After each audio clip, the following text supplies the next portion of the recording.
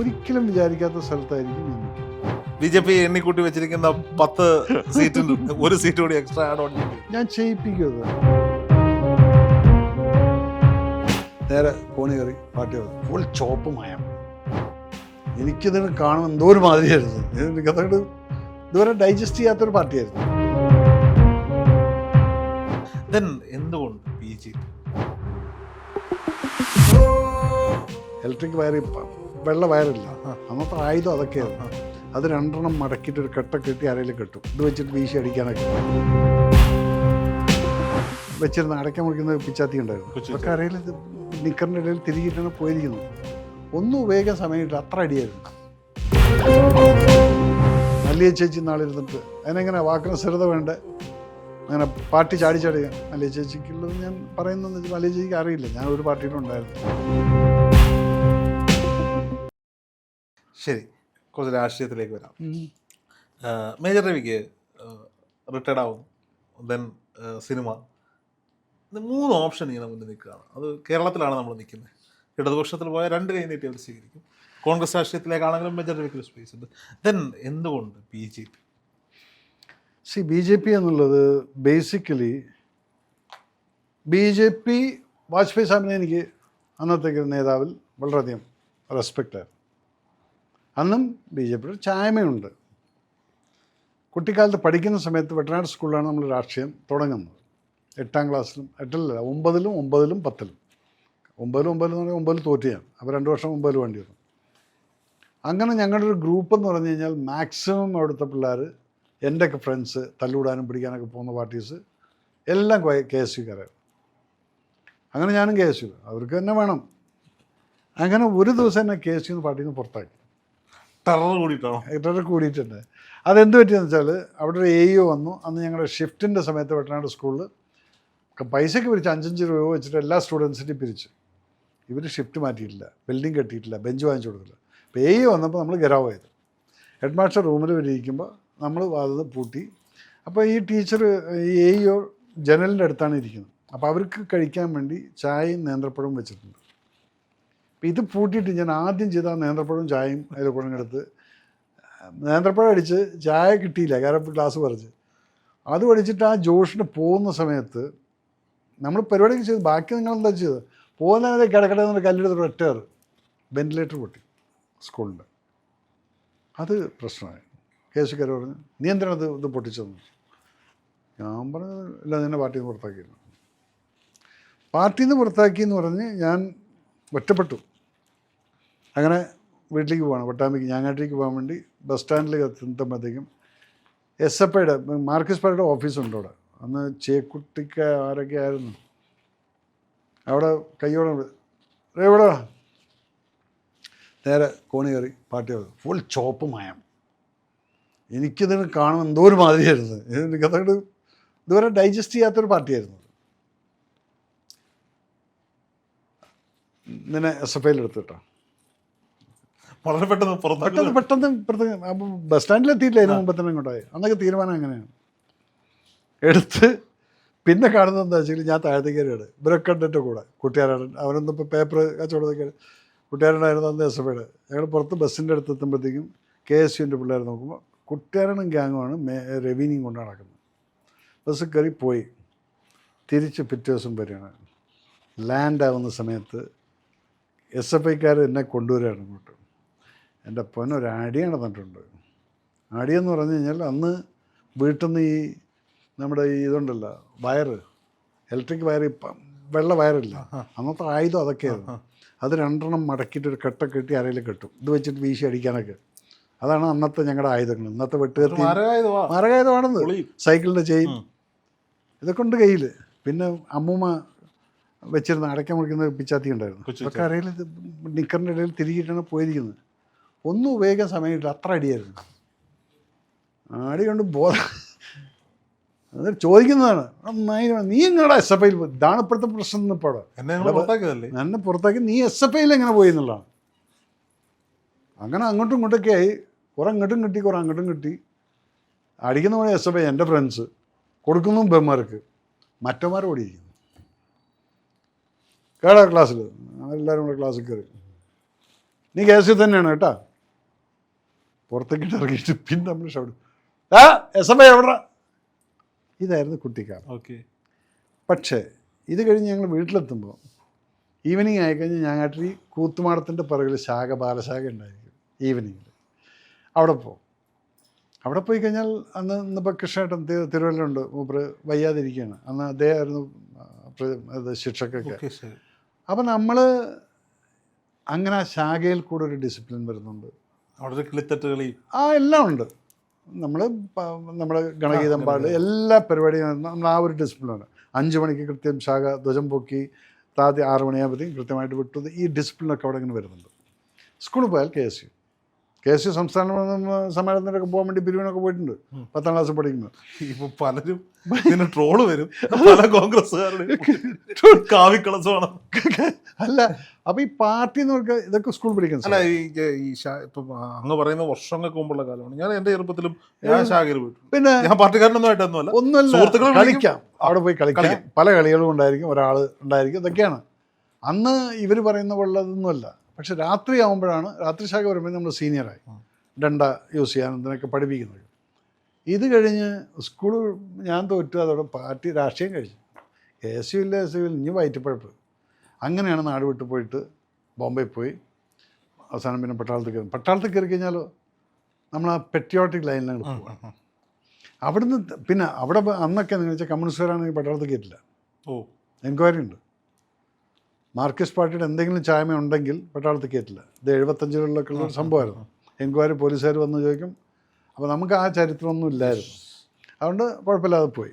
പിന്നെ പട്ടാളം വിടുന്നവരേക്ക് നമ്മൾ എപ്പോഴും രാഷ്ട്രം എന്നുള്ളതാണ്. രാഷ്ട്രീയമല്ല, രാഷ്ട്രമാണ്. ആര് ഭരിച്ചാലും ശരി, എന്ത് പറഞ്ഞാലും രാഷ്ട്രം. അപ്പം ഞങ്ങൾക്കറിയില്ല ആരാ ഭരിക്കണം എന്നുള്ളത്. കോൺഗ്രസ് ആണോ അതോ JD ആണോ മറ്റാണ്, ആര് ഭരിച്ചാലും ഞങ്ങൾക്ക് പ്രശ്നമില്ല. എമർജൻസി വന്നതുപോലും നമ്മൾ അറിഞ്ഞിട്ടില്ല. 75 ഇത് വരുന്ന സമയത്ത് ഒന്നും നമുക്ക് ഫീൽ ചെയ്യുന്നില്ല. കാരണം നമ്മൾ വേറൊരു ലോകത്തിലാണ്. അപ്പോൾ ആ രാഷ്ട്രത്തിൻ്റെ ബോധം എന്നുള്ളത് അതവിടെ കിടപ്പുണ്ട്. പിന്നെ of light I was always towards BJP തന്നെയാണ്. എൻ്റെ ഒരു പാർട്ടി മെമ്പർഷിപ്പ് ഞാൻ എടുത്തിട്ടുണ്ടായിരുന്നില്ല. അങ്ങനെ പട്ടാമ്പിയിൽ അന്ന് VM സുധീരേട്ടനാണെന്ന് തോന്നുന്നു, സുധീരേട്ടനല്ല, രമേശ് ചെന്നിത്തല. അന്ന് അദ്ദേഹം കേരള ജാഥ നയിച്ച സമയത്ത് ഞാൻ പട്ടാമ്പിക്കാരനെന്ന് പറഞ്ഞാൽ അന്ന് CP മുഹമ്മദാണ് അവിടുത്തെ MLA.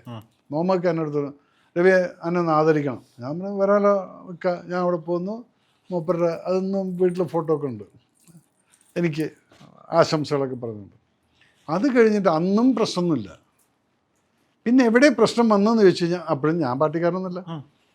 തൃപ്പൂണിത്തുറയിൽ ഇത് വന്ന സമയത്ത് എന്നെ മുല്ലപ്പള്ളി രാമേന്ദ്രേട്ടനാണ് എന്നെ വിളിച്ചത്. എനിക്ക് ഇവരൊക്കെയായിട്ട് നല്ല ബന്ധമാണ്. സുധീരേട്ടൻ, രാമേന്ദ്രേട്ടൻ, സീനിയറായിട്ടുള്ള ആളുകൾ. ഈവൻ ഷാഫിയൊക്കെ നമ്മൾ വീട്ടിൽ വളർന്നിട്ടുള്ള പയ്യനാണ്. ഷാഫി പറമ്പിലൊക്കെ പട്ടാമ്പിയിൽ IB ഒക്കെ ആയിട്ട് നല്ല ബന്ധം, എല്ലാവരുമായിട്ട് നല്ല ബന്ധമുണ്ട്. പക്ഷെ രാഷ്ട്രീയപരമായിട്ട് ഇല്ല. അങ്ങനെ തൃപ്പൂണിത്തുറ വന്നപ്പോൾ എൻ്റെ മണ്ഡലമാണ്. അവിടെ വന്നപ്പോൾ ഞാൻ പോയപ്പോൾ ആരോ എൻ്റെ അടുത്തൊരു ചിട്ട് കൊണ്ടുവന്നു, മെമ്പർഷിപ്പ് 2 രൂപയുടെ. അപ്പോൾ IB പറഞ്ഞു വേണ്ടാന്ന്. അത് പ്രപ്പോസ് ചെയ്യല്ലോ. അത് കഴിഞ്ഞ് ഞാൻ അന്ന് പിണറായി സർക്കാരിൻ്റെ തെറ്റുകളെ മുഴുവൻ വിളിച്ച് പറഞ്ഞ് നിങ്ങൾ കോൺഗ്രസ്സിന് വോട്ട് ചെയ്യണം എന്നുള്ളത് ഞാൻ പറഞ്ഞു. ശരിയല്ല, കോൺഗ്രസ് ജയിച്ചില്ല, 2ാം ഭരണം വന്നു. പക്ഷെ അവിടുന്ന് പെട്ടെന്നാണ് ചോദിക്കുന്നത് മേജർ രവി കോൺഗ്രസ്സിലോട്ട്. അങ്ങനെ ഒന്നും നടന്നിട്ടില്ല.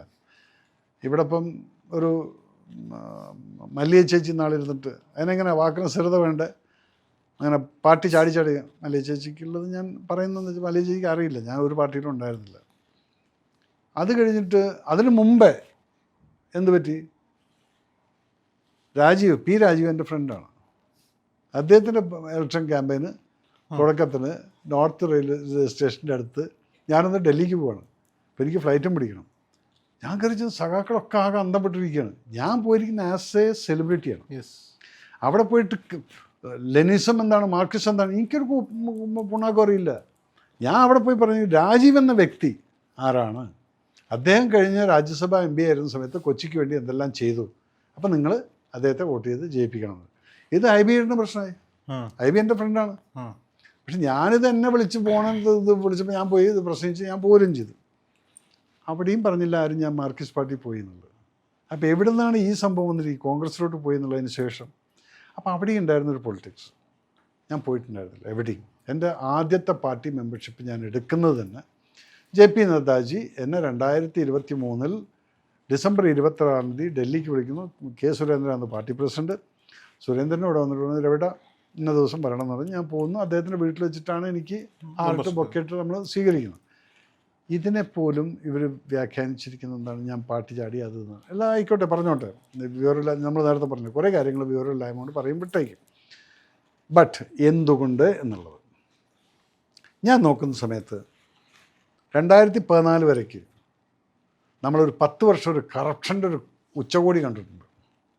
ആ ഗോട്ടാല ഈ ഗോട്ടാല 2G സ്പെക്ട്രം, മറ്റേ സ്പെക്ട്രം, ബോഫേഴ്സിൻ്റെ മറ്റേ എയർക്രാഫ്റ്റിൻ്റെ ഹെലികോപ്റ്ററിൻ്റെ ഇതെല്ലാം ഓരോ ഇൻഡിവിജ്വൽസാണ് എടുത്തുകൊണ്ട് വീട്ടിൽ കൊണ്ടുവരുന്നത്. ചെറിയ ചെറിയ ഘടകകക്ഷികളെ ചേർത്ത് വെച്ചുള്ള എല്ലാവരും ADMKയുടെ കന്നിമൊഴി മറ്റത് പറഞ്ഞ രാജ കൊണ്ടുപോയി അപ്പുറത്ത് ബോഫേഴ്സിൻ്റെ ഇത് നടക്കുന്നു, ഇതെല്ലാം നടക്കുന്നു കേൾക്കുന്നുണ്ട്.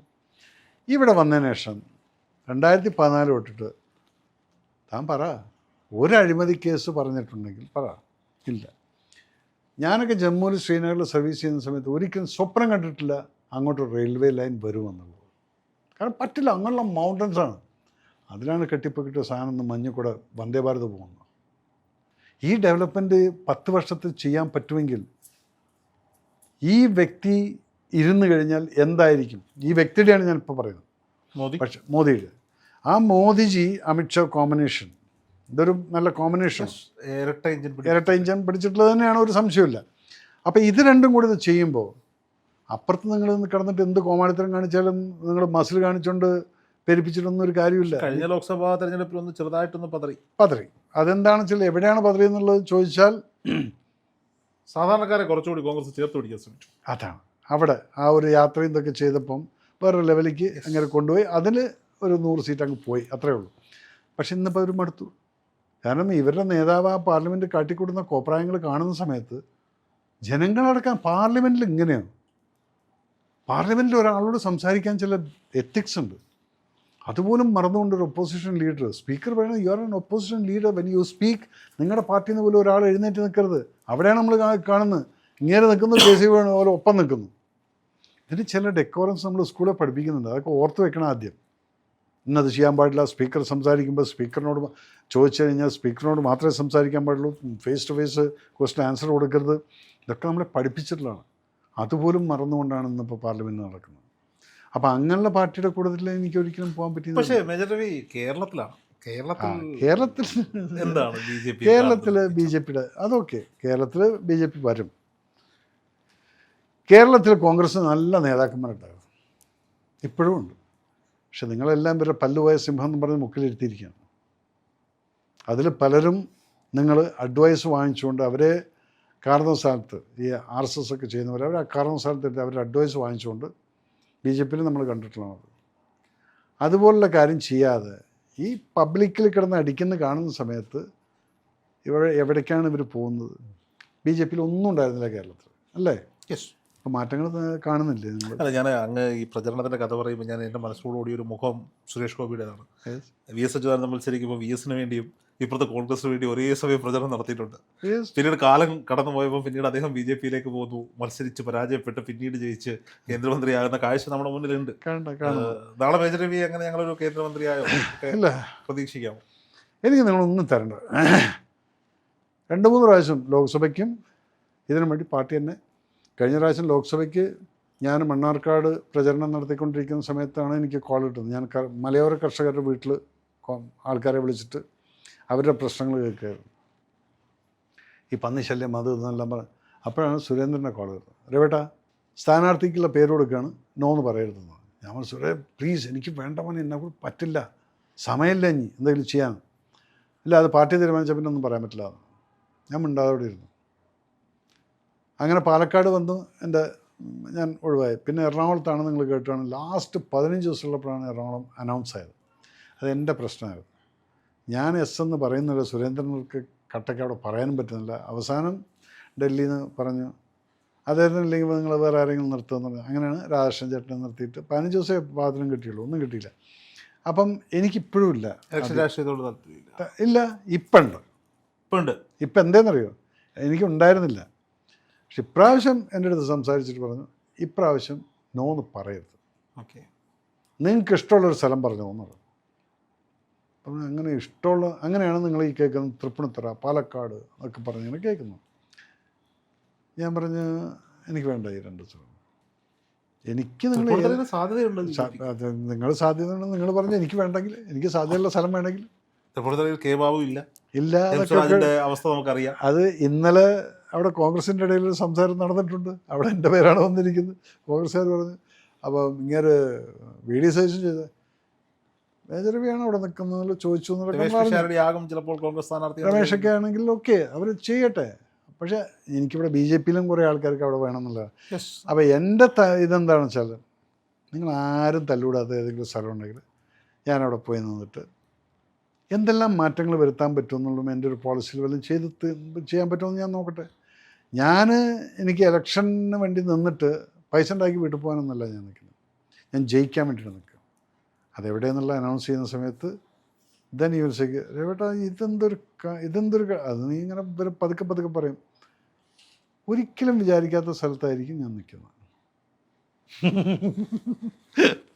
പക്ഷേ അവിടെ പല സ്പെയ്ഡ് വർക്കുകളും BJP എണ്ണിക്കൂട്ടി വെച്ചിരിക്കുന്ന 10 സീറ്റിൽ 1 സീറ്റ് കൂടി എക്സ്ട്രാ ആഡ് ഓൺ ചെയ്യേണ്ടി വരും. ഞാൻ ചെയ്യിപ്പിക്കുന്നത്.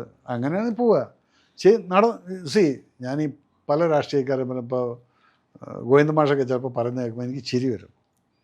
എന്തൊരിത്, എന്നിട്ട് അതൊന്നും കഴിഞ്ഞാൽ പിന്നെ അതുപോലെയാണ് മറയ്ക്കുന്നതും കാണാം. അപ്പം അതൊന്നും അങ്ങനെയുള്ള രാഷ്ട്രീയം ഞാൻ പറയില്ല.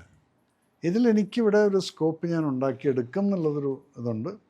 അവിടെ ഞാൻ പ്രസിഡൻ്റ് അടുത്തും പറഞ്ഞിരിക്കുന്നതാണ്, ഞാൻ വെറുതെ വോട്ട് ഷെയർ കൂട്ടാനല്ല അവിടെ നിൽക്കുക കേട്ടോ. ചേട്ടനൊക്കെ തൃപ്പൂണിത്തുറയിലെങ്ങാനും മത്സരിക്കേണ്ടി വന്നാൽ, ഞാൻ അതില്ല എന്നങ്ങ് വ്യക്തമാക്കുന്നു, എങ്കിൽ പോലും ഞാൻ പറയാണ്, കോൺഗ്രസ് സ്ഥാനാർത്ഥിയായ രമേശ് പിഷാരടി കൂടി വന്നാൽ വെട്ടിലാകുന്ന കുറേ സിനിമാക്കാരുണ്ട്. ഞാൻ കണ്ടതാണ് പത്തനാപുരത്ത്. ഞാൻ പത്തനാപുരത്ത് വോട്ടറാണ്. ഗണേഷ് കുമാർ LDFിലേക്ക് പോയ വർഷം PV ജഗദീഷ്, നമ്മൾ ജഗദീഷ് ചേട്ടനാണ് കോൺഗ്രസിലെ സ്ഥാനാർത്ഥി. ഇപ്പുറത്തെ ഭീമൻ രഘു, ടെൻഷൻ ഇല്ലാത്ത ഒരാൾ ഭീമൻ രഘു ചേട്ടനായിരുന്നു. എനിക്ക് തോന്നുന്നു അദ്ദേഹത്തിന്റെ കൂടെ നടക്കുന്ന ആൾ എന്നോട് പറഞ്ഞാൽ വോട്ടെണ്ണി തുടങ്ങിയപ്പോഴും ലാവൻ എത്ര വോട്ടിന് ജയിക്കൂടെ എന്ന് ചോദിക്കുന്ന ഒരു സാഹചര്യം. അപ്പൊ ഇവര് തമ്മിൽ മത്സരിക്കുമ്പോൾ ലാലേട്ടനൊക്കെ അവിടെ വരേണ്ടി വരികയാണ്. ലാലേട്ടൻ ആരുടെ കൂടെ നിൽക്കാൻ പറ്റും? ഗണേശന് വേണ്ടിട്ട് പോയി. അത് കുറച്ചുകൂടെ ക്ലോസ് ഫ്രണ്ട്ഷിപ്പ് ഗണേശനായിട്ടാണ്. എങ്കിലും അദ്ദേഹം വോട്ട് വെച്ചില്ല. നിങ്ങൾ തിരഞ്ഞെടുക്കുമെന്നാണ്. അതാണ്, അങ്ങനെയാണ്. ഇപ്പം ഞാനിപ്പം നിൽക്കുകയാണെന്ന് പറഞ്ഞാൽ ഞാൻ ലാലിനടുത്ത് പറയും, അണ്ണാ അവിടെ നിന്ന് രാഷ്ട്രീയമൊന്നും പറയണ്ട, ഞാനെന്ന വ്യക്തിനെ അണ്ണൻ എങ്ങനെ അറിയും, എന്താണ് ഇയാളെ കൊണ്ട് ഉപകാരം ഉണ്ടാവുക എന്നുള്ളത് മാത്രമേ. ഇല്ലേ, ഒരു കാര്യം പറയാം, ഇങ്ങനെ സിനിമക്കാരനൊക്കെയാണ്, പക്ഷേ രാഷ്ട്രീയമൊന്നും അറിയില്ല, വലിയ ഗുണമൊന്നുമില്ലാന്ന് പറഞ്ഞാൽ അതും പറഞ്ഞോന്ന് പറഞ്ഞു ഞാൻ പറയും. അങ്ങനെ വരുമ്പോഴല്ലേ ഈ ജഗദീശ്വരൻ നല്ലൊരു ഹൈപ്പിൽ നിൽക്കുന്ന സമയത്താണ് മോഹൻലാലിൻ്റെ എൻട്രി, ലാലേട്ടൻ്റെ എൻട്രി. ലാലേട്ടൻ വന്നിട്ട് പറഞ്ഞത് കീഴോട്ട് തറവാട്ടി പോയി ആനയെ അടുത്ത് കണ്ട കഥയും ഈ പുള്ളി പറഞ്ഞ കഥ ഏതാണ്, ഞാൻ ആനയെ അടുത്ത് കാണുന്നത് കീഴോട്ട് തറവാട്ടിൽ പോയപ്പോഴാണ്. പറഞ്ഞ് അവസാനം വോട്ട് ചോദിച്ചോ ഇല്ല, വന്നു. പക്ഷേ അതങ്ങ് ട്രെൻഡായി മാറി. അതാണ് പറഞ്ഞത്. ഇപ്പം നമുക്ക് സിനിമക്കാർക്കുള്ള പ്രശ്നം വെച്ചാൽ രണ്ടും ഒരു സ്ഥലത്ത് നിൽക്കുമ്പോഴാണ് പ്രശ്നം. നേരെ വെച്ചാൽ ഞാനിവിടെ വന്നു, ഷാരടി ഇവിടെ വന്നു കഴിഞ്ഞാൽ സിനിമക്കാരിൽ ഷാരടിയുടെ ഓരോരുത്തർക്കും ഓരോ ഗ്രൂപ്പുകളുണ്ട്. ഷാരടി വന്നു കഴിഞ്ഞാൽ മമ്മൂക്കാനെ ഡെഫിനറ്റായിട്ടും വിളിച്ചു കഴിഞ്ഞാൽ മമ്മൂക്ക ചെല്ലും. ഓക്കെ, അപ്പം അങ്ങനെയുള്ള ആളുകളായിട്ടുള്ള ഇതൊക്കെ ക്ലോസ് റിലേഷനാണ്, ബന്ധങ്ങളാണ്. ഇപ്പം പല ലേഡി ആർട്ടിസ്റ്റുകളുണ്ട്, ചിലരായിട്ട് എനിക്ക് നല്ല ബന്ധമുണ്ട്. അവർ രാഷ്ട്രീയത്തിലൊന്നുമില്ല, പക്ഷെ അവർ വന്നാലൊരു ഓളം ഉണ്ടാക്കാൻ പറ്റും. അപ്പം അങ്ങനെയുള്ളവരെ വിളിച്ചു കഴിഞ്ഞാൽ അവർ വരികയും ചെയ്യും. ചിലർ നമുക്ക് നോന്ന് പറയുമായിരിക്കും. അപ്പം നമുക്ക് നോട്ട് ചെയ്യാം, നമുക്കൊരു ദിവസം എന്തെങ്കിലും വരുമല്ലോ ഇവർക്ക് വേണ്ടി എന്തെങ്കിലും ഉപകാരം ചെയ്യേണ്ടതെന്നുള്ളത്. അപ്പോൾ ഇതൊക്കെ ഈ ഒരു ഇലക്ഷൻ വരുന്ന സമയത്തും അല്ലെങ്കിൽ നിങ്ങളൊരു മരണം നടക്കുന്ന സമയത്താണ് നമുക്ക് ശരിക്ക് നമ്മുടെ റിലേഷൻഷിപ്പ് എന്തൊക്കെയാണെന്നുള്ളത് മനസ്സിലാക്കാൻ സാധിക്കും. നമ്മൾ വീണ് കിടക്കുന്ന സമയത്ത്, ആ സമയത്ത് ദൂരം നിന്ന് അങ്ങനെ ഞാൻ വീണ് കിടന്ന സമയത്ത് ഞാൻ ഒബ്സർവ് ചെയ്തിട്ടുള്ള കുറേ ആൾക്കാരുണ്ട്. അപ്പം അത് ഞാൻ എഴുന്നേറ്റ് വന്നത് ഇവർ കണ്ടുകൊണ്ടിരിക്കുകയാണ്. ഇപ്പം അവർക്ക് ചമ്മലുമാണ്.